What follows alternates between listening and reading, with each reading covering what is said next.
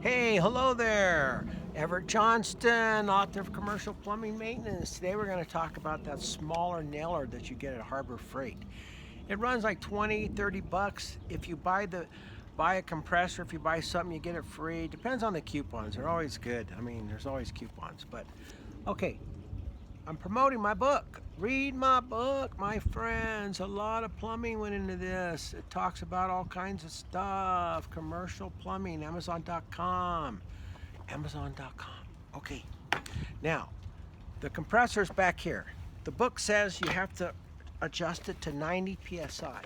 Now, you saw me flow it and get it to 90 psi or 100 psi. So you have to adjust your air compressor to your pressure. Now I've got the valve off also, if you saw my other videos, before I hook up my air gun. Now, the book says, let's talk about that real quick, what this particular air gun, this is the air gun, this is the 2-in-1 sprayer. All right, now these, I'm going to use them for outside siding, maybe for some other stuff, because they're 1.5-inch staples. But man, when they go in really nice. They penetrate really good. So, I mean, you could use these for a lot of things. You know, I'm not going to use them for studs, but I'm going to use them for just for other things. Anyway, so I got this gun free, and there it is. So if you read the instructions, it tells you want to set this to 90 psi, which we did, okay? And you want to, the same thing with the other gun, you want to make sure that you put a little, a dab of oil. This is the oil, I think it's $2 at Harbor Freight.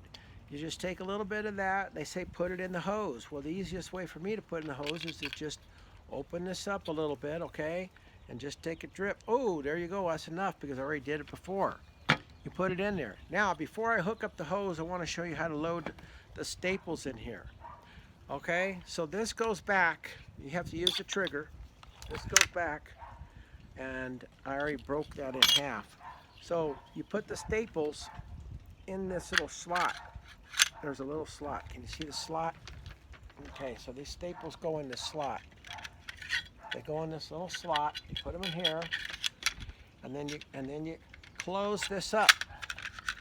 All right, you want to close it up. Boom, until it shuts tight. So now the gun is pretty much set and loaded. And I call it a gun because, you know, this could mess you up at 90 psi.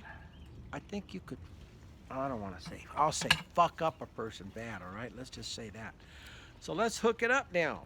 Let's take this knob off. Let's get it going. What makes this easy to do is because I put the ball valve.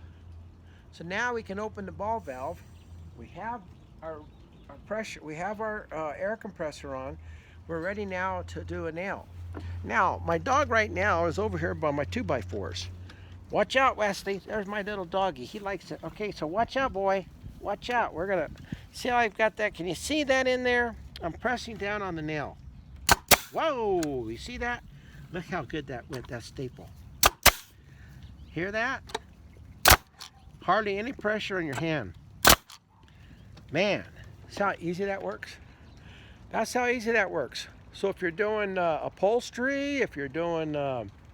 I'm going to put on like some siding and stuff. So whatever you decide to put it on, you know, it's a nice little gun. Keep your fingers off the trigger, and when you're done. Now the air compressor didn't turn back on yet because I haven't used that much air yet. And it normally goes up to 185. Now the flow rate is 90 psi. It looks like it's 120, but when it's actually flowing, I've got it set at 90. All right, so enjoy your little drill, enjoy your hammer, and enjoy that book of mine. All right, well, let's turn this off for safety. So I turn that off. That's how I like to do it. And then when you disconnect it, it's so much, you'll have some air, okay? Little air, but you don't have 185 psi coming at you. All right, so now we got a trigger that's safe. The staples are still in here. So you can either take them out, you know, you can drop them out if you want, and that way next time you use it, you know that the gun is not loaded. But if you want to leave them in there, I don't like to leave guns loaded, so I like to take them out. All right, my friends, next video could be on its way before you know it.